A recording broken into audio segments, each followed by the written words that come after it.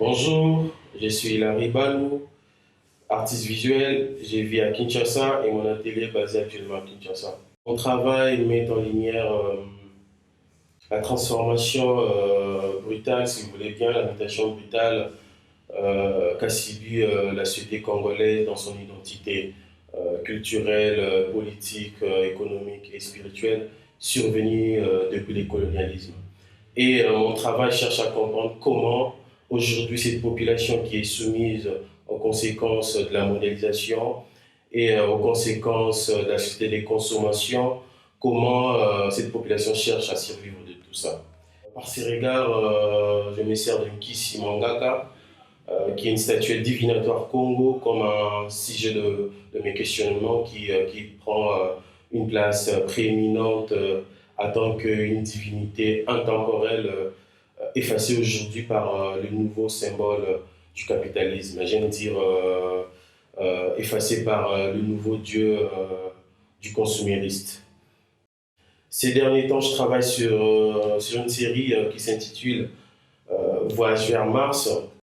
Dans cette série, j'ai réactive l'imaginaire cosmique, puisque pour moi, c'est une manière métaphorique d'appréhender la question de la survie et de la résistance dans notre société contemporaine qui est globalisée. Donc, en fait, Voyage vers Mars va illustrer ces côtés surréalistes de ces situations migratoires absurdes qui persistent et semblent sans fin. En fait, quand je vois les gens quitter leur pays pour aller sur un autre continent, c'est comme si les gens quittaient la Terre devenue invivable pour aller sur une autre planète, bien entendu sur Mars. Donc cette fiction devient une réalité à travers ceux qui essaient par tout le moyen de traverser le mer pour fuir, pour s'échapper, bien entendu, aux guerres, à la violence, à la pauvreté, à la précarité économique dans leur pays natal. Je suis inspiré, bien entendu, de sacs de voyage qu'on appelle communément Ghana Masgo, connu au Nigeria, au Ghana, qui fait référence justement à l'expulsion précipitée des 2 millions de Ghanéens expulsés par le gouvernement nigérien vers 1983. Par ces sacs, j'ai voulu le faire identifier dans mon quotidien, disons, à Kinshasa, où on l'appelle, on les surnomme Sophia London. Et Sophia London, pourquoi? Parce que ça vient d'un film nigérien ce sont des films qui ont pris vraiment une place dans le média ici à Kinshasa. Et dans ce film, on parlait d'un Nigérien qui venait d'un pays pauvre, voilà, il se retrouve en Europe, disons, à Londres, et il portait avec ses sacs de voyage qu'on appelle Ghana Masgo.